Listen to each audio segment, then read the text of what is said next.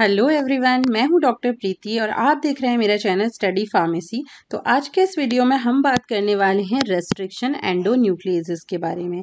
तो रेस्ट्रिक्शन एंडोन्यूक्लियेसिस क्या होते हैं, कितने टाइप के होते हैं, क्या इनकी मैकेनिज्म है, ये सारी चीज़ें हम इस वीडियो में बात करेंगे।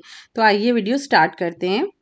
रेस्ट्रिक्शन एंडोन्यूक्लियस हैं क्या, पहले इस बारे में बात करते हैं। तो जैसे जैसे बायोटेक्नोलॉजी की प्रोसेस जो है वो प्रोग्रेस करती है, तो इसका मेन चीज़ जो हम ऑलरेडी बात कर चुके हैं, मेन टेक्नोलॉजी जो यूज़ होती है बायोटेक्नोलॉजी में वो है rDNA technology. RDNA means recombinant DNA technology. और ये भी हम प्रीवियस वीडियोस में बात कर चुके हैं कि आरडीएनए टेक्नोलॉजी कैसे फंक्शन करती है। आरडीएनए टेक्नोलॉजी में हम क्या करते हैं, एक किसी स्पेसिफिक पीस को कट करते हैं डीएनए के, और उसकी जगह कोई दूसरा पीस एक वेक्टर, क्लोनिंग वेक्टर की हेल्प से अटैच कर देते हैं। तो अगर हम आरडीएनए टेक्नोलॉजी करना चाहते हैं तो उसके लिए हमें चाहिए एक डीएनए मॉलिक्यूल जिसको हमको क्लोन करना है, और दूसरा चाहिए क्लोनिंग वेक्टर। ठीक है, अब क्या क्लोनिंग वेक्टर होता है इस पे ऑलरेडी मैं एक वीडियो बना चुकी हूँ, आप प्लीज उसे जाके देख लीजिए। ठीक है, तो क्या है, अब इसको अटैच करते हैं हम इसमें, तो हमारा क्या होता है, आरडीएनए टेक्नोलॉजी या आरडीएनए मॉलिक्यूल बन जाता है। अब आरडीएनए टेक्नोलॉजी के लिए या आरडीएनए मॉलिक्यूल बनाने के लिए क्या इंपॉर्टेंट चीज़ है, इंपॉर्टेंट चीज़ है अगर हमें किसी डीएनए स्ट्रैंड में कोई भी नया मॉलिक्यूल डालना है, तो उसके लिए हमको क्या इंपॉर्टेंट है करना, कि हमको करना पड़ेगा कट उस मॉलिक्यूल को। ठीक है, अगर हमें यहाँ पे कोई सेगमेंट, इसके नया सेगमेंट ऐड करना है, तो पहले क्या ज़रूरी है कि हम उस जगह से उसको कट करें, राइट। तो अगर हम कट नहीं करेंगे तो क्या होगा, हमारा नया मॉलिक्यूल यहाँ पे इंसर्ट नहीं हो सकता। ठीक है, तो ये हमारा डीएनए स्ट्रैंड है, तो इसको बीच में से हम इस पोर्शन को कट करेंगे, और तभी जाके जब हम इसको कट करेंगे तभी जाके हमारा क्या होगा, इस पोर्शन में हम नया मॉलिक्यूल लगा सकते हैं। ठीक है, तो अब ये डीएनए के इस स्ट्रैंड में कट किया कैसे जाए, ये प्रॉब्लम को सॉल्व करने के लिए हम यूज़ करते हैं रेस्ट्रिक्शन एंडोन्यूक्लियस एंजाइम। ठीक है, तो बेसिक थिंग क्या है, जो एंडोन्यूक्लियसेस हैं वो क्या करते हैं, वो इंटरनल कट प्रोड्यूस करते हैं डीएनए मॉलिक्यूल में। So the question was how to cut DNA according to the size of the specific DNA of interest. ठीक है, कैसे हम इस स्पेसिफिक जगह से डीएनए को कट करें, इसके लिए एंजाइम है एंडोन्यूक्लियस। तो special endonuclease enzymes are there, जो क्या करते हैं, जो डीएनए मॉलिक्यूल में इंटरनल कट्स प्रोड्यूस करते हैं। डीएनए मॉलिक्यूल को काटने के लिए हमको चाहिए रेस्ट्रिक्शन एंडोन्यूक्लियस एंजाइम। ठीक है, और एंडोन्यूक्लियस एंजाइम बेसिकली, और रेस्ट्रिक्शन एंडोन्यूक्लियस एंजाइम क्या है, जो स्पेसिफिक सीक्वेंस में जाके कट करेंगे डीएनए को, उसको बोलते हैं restriction endonuclease enzyme. Okay, so now the second slide. Endonucleases are enzyme that produces internal cut in the nucleic acid. ठीक है, हम सबको पता है डीएनए किसके बना हुआ है, न्यूक्लिक एसिड। डीएनए क्या है, न्यूक्लिक एसिड है। तो इसमें क्या है, ये इसमें इंटरनल कट प्रोड्यूस करता है। The endonucleases that cleave DNA only near the specific sequence is known as restriction endonuclease. ये भी हम बात कर चुके हैं, किसी स्पेसिफिक, हमें इसी जगह से डीएनए को कट करना है, तो स्पेसिफिक जगह पे कट करने के लिए हमारे जो एंजाइम है उनको बोलते हैं हम रेस्ट्रिक्शन एंडोन्यूक्लियस। अब बात करते हैं इनके नॉमेनक्लेचर की। ठीक है, नॉमेनक्लेचर में अब आप यहाँ देखो, यहाँ आप देख सकते हो इसमें क्या है, क्या लिखा हुआ है, ये है एग्जांपल्स रेस्ट्रिक्शन एंडोन्यूक्लियसेस के। ठीक है, तो पहला बहुत ही बेसिक एग्जांपल लेते हैं। ठीक है, एक रेस्ट्रिक्शन एंडोन्यूक्लियस का नाम है ईको।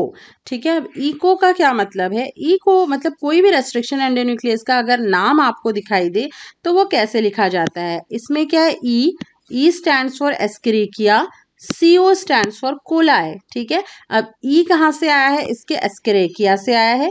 एस्केरेकिया क्या है, एक नेम ऑफ जीनस है। तो मतलब क्या है, कोई भी रेस्ट्रिक्शन एंडोन्यूक्लियस का जो पहला नाम होगा वो उसके जीनस के नाम पे होगा, पहला लेटर। ठीक है, और बाद के जो लेटर होंगे वो किसके नाम पे होंगे, उसका जो स्पीशीज है उसके स्पीशीज के फर्स्ट 2 लेटर्स को हम यूज करेंगे।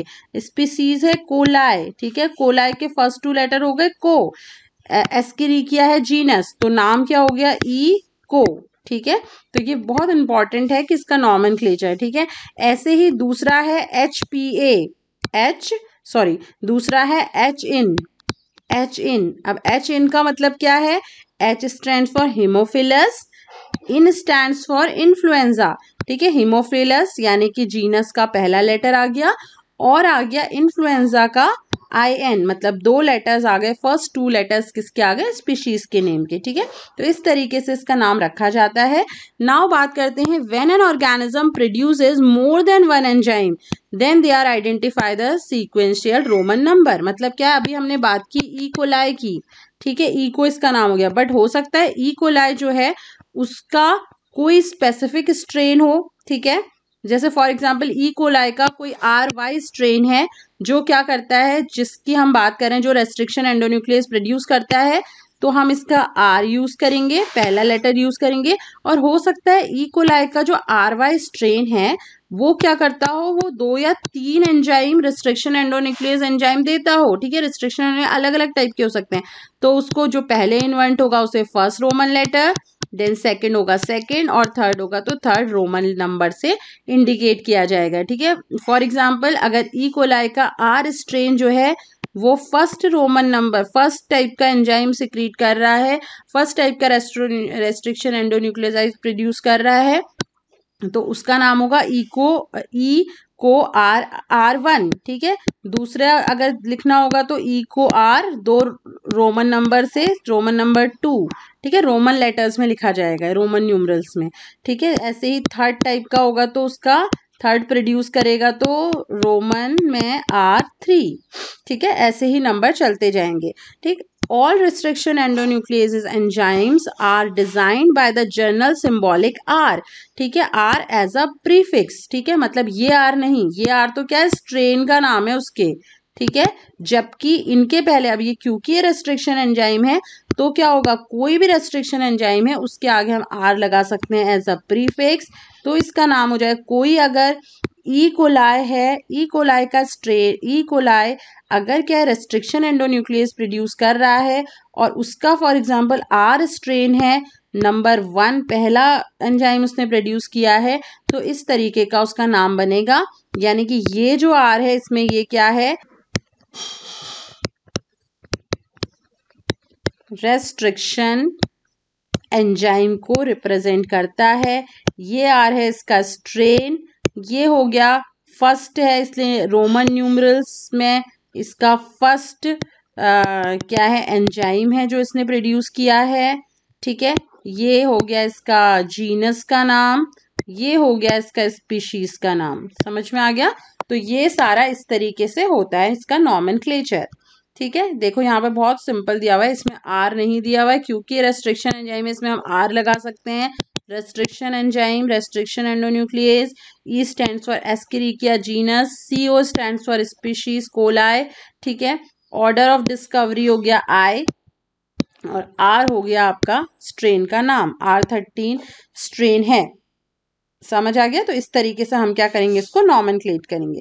अब बात करते हैं टाइप्स ऑफ रेस्ट्रिक्शन एंडोन्यूक्लियेसेस। कितने टाइप के रेस्ट्रिक्शन एंडोन्यूक्लियेसेस हैं?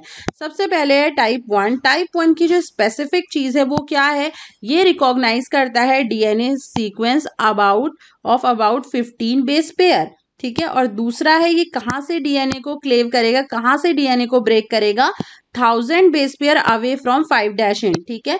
अगर आपने DNA का स्ट्रक्चर देखा हो तो उसमें 5' 3' 3' 5' एंड होते हैं, ठीक है। तो किस जगह से ये DNA को क्लेव करेगा, ये क्लेव करेगा जो 5' एंड है वहां से बेस पेयर की काउंटिंग होगी, और वहां से 1000 बेस पेयर के बाद से ये कटिंग स्टार्ट करेगा। फॉर एग्जाम्पल यहाँ 1000 बेस पेयर है तो ये यहाँ से स्टार्ट करेगा कटिंग, और कहाँ तक करेगा, 1000 बेस पेयर के बाद 15 बेस पेयर तक ये कट करेगा, ठीक है। तो ये जो होगा इसका कटिंग सीक्वेंस होगा 15 बेस पेयर तक, और away from 1000 base pair from the 5' and, ठीक है।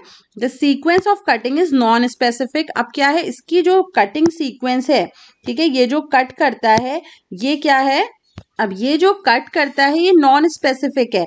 अब नॉन स्पेसिफिक का मतलब क्या है, ठीक है, मतलब क्या है, हर एक, ये आगे भी अभी आएगा, हर एक DNA है उसमें क्या होती है कि स्पेसिफिक साइट होती है, रिकॉग्निशन रेस्ट्रिक्शन साइट, जहां पे क्या होता है, रेस्ट्रिक्शन एंडोन्यूक्लियेसेस अटैक करते हैं, जहां से उनको क्लेव होना होता है, जहां से उनको कटना होता है, ठीक है। फॉर एग्जाम्पल ये इसकी क्या है, है रिकॉग्निशन साइट। तो ये क्या करेगा, ये इसकी नॉन स्पेसिफिक मैकेनिज्म है। इसका मतलब क्या है, ये डायरेक्ट रिकॉग्निशन साइट में एक्ट ना करके उसके आसपास एक्ट करेगा। मतलब क्या है, ये नॉन स्पेसिफिक है, स्पेसिफिक नहीं है किसके, रिकॉग्निशन साइट के। ठीक है, तो थर्ड चीज इसमें क्या इंपॉर्टेंट है कि इसको एक्टिविटी करने के लिए चाहिए S adenosyl methionine, ATP and magnesium. 3 चीजें इसको चाहिए। ठीक है, तो इसमें क्या क्या इंपॉर्टेंट चीजें हो गई। सबसे पहले तो ये 5' इंट की तरफ से 1000 बेस पेयर के बाद एक्ट करेगा। दूसरा, उसके बाद भी 15 बेस पेयर तक एक्ट करेगा। और तीसरी इंपॉर्टेंट चीज क्या है, इसकी जो साइट है, वो जो इसकी मैकेनिज्म है वो नॉन स्पेसिफिक है। मतलब रिकॉग्निशन साइट पे ही डायरेक्ट नहीं करेगा, उसके आसपास करेगा। अब साथ में क्या है, ये इसको क्या क्या चीजें चाहिए, इसको एस एडिनोसाइल, एटीपी और मैग्नीशियम चाहिए इसकी एक्टिविटी के लिए। Okay, now come to the next, that is it consist of 3 सब यूनिट्स। ठीक है, जो टाइप 1 है उसकी 3 सब यूनिट होती है। 3 सब यूनिट में फर्स्ट है आपका HSDR, दैट इज ये जो एक्टिविटी, ये जो सब यूनिट है ये रेस्ट्रिक्शन के लिए चाहिए, मतलब कट के लिए चाहिए इसको। M जो साइट है वो मिथाइलेशन के लिए चाहिए होती है, मतलब वो क्या करता है, वो डीएनए का मिथाइलेशन करता है और उसके बाद उसमें कट प्रोड्यूस करता है। S साइट चाहिए उसको स्पेसिफिसिटी के लिए, मतलब रिकॉग्निशन के लिए।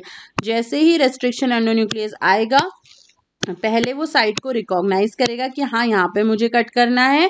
फिर वो वहां पे से जहां उसको कट करना होगा वहां पे डीएनए का मिथाइलेशन कर देगा, मिथाइलेशन करेगा।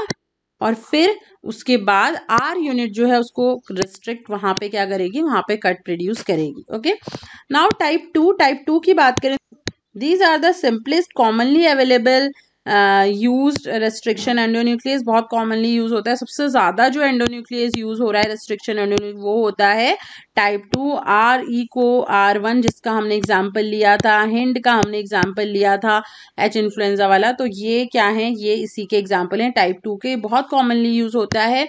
And these are made of 2 identical subunit से ये बनता है। एक तो एंडोन्यूक्लियस, दूसरा मिथाइलेज एक्टिविटी करती है। ठीक है, एक मिथाइलेशन करेगी और दूसरा क्या है, उसको कट कर प्रोड्यूस करेगी। अब ये क्या करता है, ये डीएनए में कट प्रोड्यूस करेगा, स्पेसिफिक सीक्वेंस को ये आइडेंटिफाई करता है, उसके उसमें कट प्रोड्यूस करता है। और इम्पॉर्टेंट चीज इसमें क्या है, ये these do not require ATP, इसको नहीं चाहिए, एडेनोसिल मेथायोनिन इसको नहीं चाहिए, only magnesium, only magnesium is required for its activity. ठीक है, अब इसकी जो मैकेनिज्म है वो स्पेसिफिक टाइप की है। मतलब क्या है, ये डायरेक्ट कहाँ पे एक्ट करेगा, जो रिकॉग्निशन साइट है वहीं पे जाके डायरेक्ट यहाँ पे जाके ये क्या करेगा, कट प्रोड्यूस करेगा।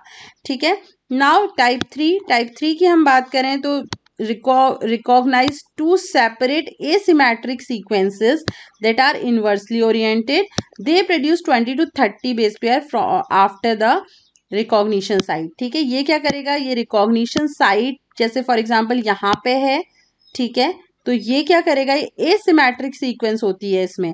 ठीक है, ये रिकॉग्नाइज सीक्वेंस के साइट के बाद, रिकॉग्निशन साइट के बाद 20 to 30 बेस पेयर पे एक्ट करेगा। बट ये नॉन स्पेसिफिक टाइप का होगा, मतलब हो सकता है यहाँ से ये 25 में एक्ट कर रहा हो और यहाँ पे 28 पे कर रहा हो। तो एक तरीके से मतलब नॉन सिमेट्रिक, एसिमेट्रिक टाइप की सीक्वेंस जो है वो यहाँ पे प्रोड्यूस होती हैं। मतलब इस तरीके के एंड हमको मिलते हैं इसमें। ठीक है, नाउ इस पे 2 सब यूनिट है, एक तो मॉड, एक रेस। मॉड जो होती है वो मिथाइलेशन के काम आती है और रिकॉग्निशन के काम आती है, और रेस जो है वो रेस्ट्रिक्शन करेगी। ठीक है, they require adenosine methionine and ATP as a cofactor. ठीक है, टाइप 4 की बात करें तो ये एंजाइम रिकॉग्नाइज करता है और मॉडिफाई करता है टिपिकली मिथाइलेटेड डीएनए को। तो इसमें क्या है, मिथाइलेटेड डीएनए, पहले डीएनए को मिथाइलेट करना होता है, एम्पलीफाई करना होता है, उसके बाद जाके ये जो है टाइप 4 इसमें एक्ट करता है। ठीक है, नाउ टाइप 5 जो है, ये एंजाइम क्या है, स्पेसिफिक इसमें क्या है, इसमें चाहिए आरएनए। मतलब ये क्या है, ये जो टाइप 5 एंजाइम है रेस्ट्रिक्शन, ये आरएनए की हेल्प लेता है डीएनए की स्पेसिफिक साइट को रिकॉग्नाइज करने के लिए और उसके बाद उसमें क्या है, कट प्रोड्यूस करने के लिए। ठीक है, सो ये थे 5 तरीके के अलग अलग टाइप के restriction endonuclease enzyme. Now type 2 जो रेस्ट्रिक्शन एंडोन्यूक्लियोसाइज है वो सबसे ज़्यादा यूज होता है रिकॉम्बिनेंट डीएनए टेक्नोलॉजी के लिए। सो इसके लिए हम अलग अलग टाइप के पढ़ेंगे। तो इसमें क्या है, अब रिस्ट्रिक्शन साइट क्या है, अभी हमने बात की कि एग्जैक्ट रिकॉग्निशन साइट या फिर उसको रेस्ट्रिक्शन साइट भी बोलते हैं, वो क्या चीज़ है। Also known as restriction recognition site. जैसे मैंने बताया कि जहाँ रिकॉग्निशन साइट है वहां पे बाइंड करेगा तो स्पेसिफिक, वहां पे नहीं बाइंड करेगा उसके आसपास करेगा तो नॉन स्पेसिफिक। तो ये रिकॉग्निशन साइट या रेस्ट्रिक्शन रिकॉग्निशन साइट है क्या, These are locations on DNA molecule which contains specific nucleotide sequence। ठीक है, तो यहाँ पे क्या होती है, वो स्पेसिफिक न्यूक्लियोसाइड सीक्वेंस होती है जिसको क्या है restriction endonuclease enzyme easily identify कर लेता है। ठीक है, तो particular restriction endonucleotides cut the sequence between the two nucleotide within this near region. तो क्या है, क्योंकि रेस्ट्रिक्शन एंडोन्यूक्लियस यहाँ पे इसको रिकॉग्नाइज करता है, तो अब हमें क्या देखना है कि कौन सा हमारा पार्ट है जिसको हमको कट करना है। वो क्या पार्ट, अगर वो रेस्ट्रिक्शन साइट पे है तो हम उस तरीके का एंजाइम यूज करेंगे जिसकी स्पेसिफिक मैकेनिज्म हो, और अगर हमको चाहिए कि उसके पास की सीक्वेंस हमको करनी है तो हम ऐसा एंजाइम यूज करेंगे रेस्ट्रिक्शन एंजाइम जो नॉन स्पेसिफिक टाइप का हो। ठीक है, नाउ क्लेवेज पैटर्न। अब क्या है, क्लेवेज पैटर्न कैसे हैं, तो क्लेवेज पैटर्न जनरली क्या होता है, दो टाइप के होते हैं, मतलब दो तरीके के कट्स जो है हम कहते हैं प्रोड्यूस होते हैं। एक तो स्टैगर्ड कट और दूसरा है ब्लंट और इवन कट्स। ठीक है, स्टैगर्ड कट्स को हम कोहेसिव और स्टिकी एंड्स भी बोलते हैं, जबकि जो हमारे ब्लंट एंड है उसको हम बोलते हैं इवन कट्स। ठीक है, इवन कट्स और फ्लश कट्स। ठीक है, अब सिंपल मैं बताती हूँ कि आपका जो स्टैगर्ड कट है वो क्या है और ब्लंट कट क्या है। ब्लंट कट तो देखो यहीं पे दिख रहा है, ये डीएनए स्ट्रैंड्स हैं दो, इसको क्या है अगर ऐसे इसमें कट होता है, ठीक है, स्पेसिफिक और बिल्कुल इवन कट, नाम से ही पता चला इवन कट, तो इस तरीके के even molecules produce, even DNA molecule same site के प्रेजेंट होते हैं, तो इसको हम बोलते हैं ब्लंट एंड, इसीलिए इसको इवन एंड भी बोलते हैं। अब दूसरा है स्टैगर्ड। स्टैगर्ड में क्या होगा, जो कटिंग होगी वो ऐसे ना होके वो इस तरीके से होगी। ठीक है, इस तरीके से होगी तो हमको कैसे एंड मिलेंगे, हमको बराबर ना मिलके हमको इस तरीके से एंड मिलेंगे। तो अगर ऐसे एंड मिल रहे हैं तो इसका मतलब क्या है, वो ब्लंट एंड है, ब्लंट कट है। ठीक है, और अगर इस तरीके से मॉलिक्यूल्स मिल रहे हैं इसका मतलब वो क्या है, स्टैगर्ड कट है। ठीक है, now mode of action mechanism की बात करें तो जनरली ये क्या है, फॉलोइंग स्टेप्स हैं जो मोड ऑफ एक्शन के हैं। फर्स्ट होता है, सबसे पहले क्या करता है रेस्ट्रिक्शन एंडोन्यूक्लियस को रिकॉग्नाइज करता है साइट को, बाइंडिंग साइट को, कि कहाँ जाके मुझे बाइंड होना है। उसके बाद बाइंडिंग होने के बाद ये क्या करता है, enzyme dimer, binding of the enzyme dimer through the DNA, मतलब रिकॉग्नाइज कर लिया, उसके बाद उसकी बाइंडिंग होगी वहां पे, और बाइंडिंग होने के बाद ये इसको क्या करता है, यहाँ पे कट प्रोड्यूस करता है, और कट प्रोड्यूस करने के बाद एंजाइम अपना क्या होता है, रिलीज हो जाता है। ठीक है, तो ये चार हैं, पहले तो बाइंडिंग, वो उसको रिकॉग्नाइज करेगा साइट को, उसके वहां पे जाके बाइंड होगा, डीएनए को काटेगा और अपना रिलीज हो जाएगा। ठीक है, आइए डायग्राम से समझते हैं। तो सबसे पहले क्या है, ये डीएनए मॉलिक्यूल है, तो इसमें क्या करना है, इसमें फॉर एग्जांपल ये है आपकी रिकॉग्निशन साइट। ठीक है, ये रिकॉग्निशन साइट है, इसका क्या मतलब है कि यहाँ पे स्पेसिफिक बेस पे सीक्वेंस प्रेजेंट है जिसको एंजाइम ने रिकॉग्नाइज करना है। ये एंजाइम डायमर है, मतलब ये क्या है, ये रेस्ट्रिक्शन एंडोन्यूक्लियस एंजाइम है। अब क्या होगा, या तो नॉन स्पेसिफिक मैकेनिज्म हो सकती है, स्पेसिफिक, स्पेसिफिक होगी तो डायरेक्ट रिकॉग्निशन साइट पे जाके बाइंड होगा, नॉन स्पेसिफिक होगी तो रिकॉग्निशन साइट, ये रिकॉग्निशन साइट रेड से है, इसके पास में जाके बाइंड हुआ। ठीक है, अब इसमें बाइंड होने के बाद नेक्स्ट होता है, अब बाइंडिंग हो, रिकॉग्नाइज कर लिया, first step recognition, second step binding. अब थर्ड में क्या करना है, कट प्रोड्यूस करने हैं। तो यहाँ आप देख सकते हो इसने कट प्रोड्यूस किया, और कट प्रोड्यूस करने के बाद ये हो गया रिलीज, तो फोर्थ स्टेप हो गया। अब यहाँ आप देख सकते हो कि दो अलग अलग टाइप के एंड प्रोड्यूस हुए हैं, दैट मीन्स ये किस टाइप का है, स्टैगर्ड कट्स इसने बनाए हैं अपने अपना जो इसका मॉलिक्यूल है उसमें, डीएनए मॉलिक्यूल में। ठीक है, और अगर इसको इवन या ब्लंट कट बनाने होते तो ये ऐसे कट्स बनाते। ठीक है, Okay, now come to the applications.